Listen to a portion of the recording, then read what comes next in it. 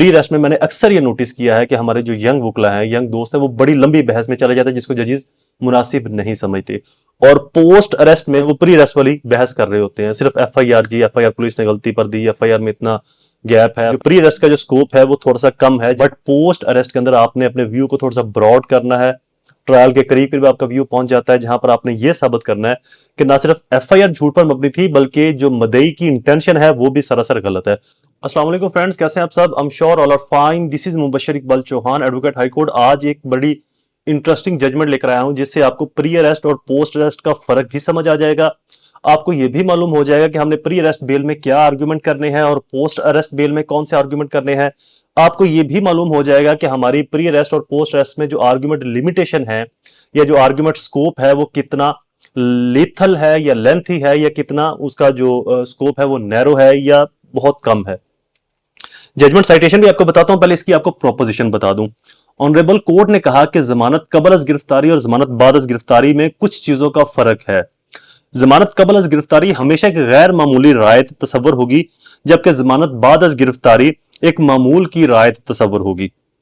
जमानत कबल अज गिरफ्तारी में शिकायत कुनंदा पुलिस एजेंसी के मनफी, मनगढ़ंत और बेबुनियाद किरदार को अया करता है, जिसमें वो ये कहता है कि पुलिस ने ये जो एफआईआर दी है ये मेरिट पर नहीं दी, इसके अंदर इन चीजों को ज़ेरे गौर नहीं लाया गया, मेरा नाम जानबूझ कर दिया गया। वो उन एविडेंस को कोर्ट के सामने रखता भी है कि इन ग्राउंड्स के ऊपर पुलिस ने जो है ना वो मुखालफिन से पैसे लेकर, या मेरे से मैंने पैसे नहीं दिए, या किसी भी और ग्रज के अंदर मेरे ऊपर ये एफआईआर दे दी। प्री अरेस्ट का जो स्कोप है वो सिर्फ इतना सा है कि आपने एफआईआर और उसकी झूठी स्टोरी के ऊपर रहना है जो कि पुलिस ने आपके खिलाफ दी है, क्योंकि बेगुनाह मौजूद शहरियों को बदनीति और पोशीदा अगराज और मकासद के तहत मुलव्वस मुकदमा करने की शिकायत से तहफ़्फ़ुज़ फराहम करती है। प्री अरेस्ट का ये स्कोप है। पोस्ट अरेस्ट का स्कोप प्री अरेस्ट से ज्यादा है। ये अप्रोक्सीमेटली ट्रायल के करीब करीब इसका स्कोप होता है, जो ट्रायल की बहस होती है।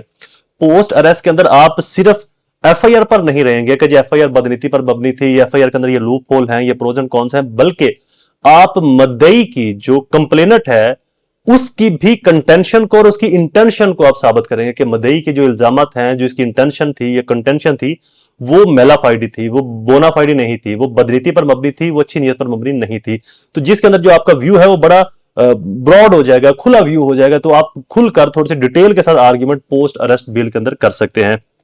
जजमेंट साइटेशन लिख लें, पीएलडी 2025 सिंध पेज नंबर 90 है। मोस्टली जो जजमेंट्स है वो सिंध की ज्यादा लीनियट व्यू रखती हैं, ज्यादा तगड़ा व्यू रखती हैं। बहरहाल हमारे पंजाब के अंदर भी व्यू बहुत अच्छा है।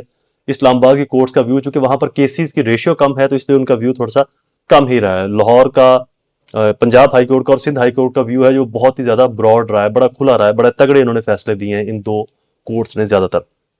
तो लिहाजा इसके अंदर आपने अपने जो आर्ग्यूमेंट पैटर्न है, जो अपना आर्ग्यूमेंट आपका वे है, उसको आपने डिटरमाइन करना है।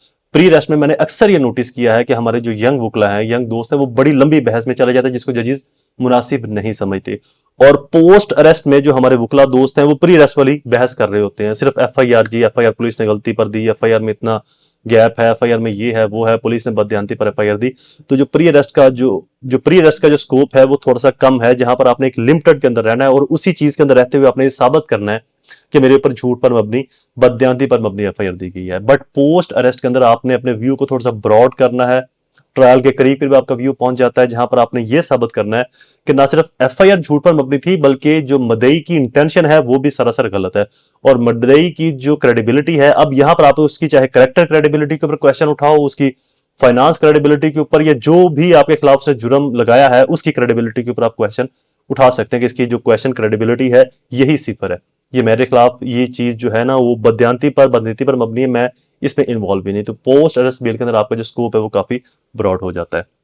वीडियो इज कंप्लीट, दोबारा हाजिर होगा किसी और इन्फॉर्मेटिव वीडियो के साथ। तब तक मुझे अपनी दुआओं में जरूर याद रखें। अल्लाह ताला आप सबका हामी नासिर हो। वस्सलाम।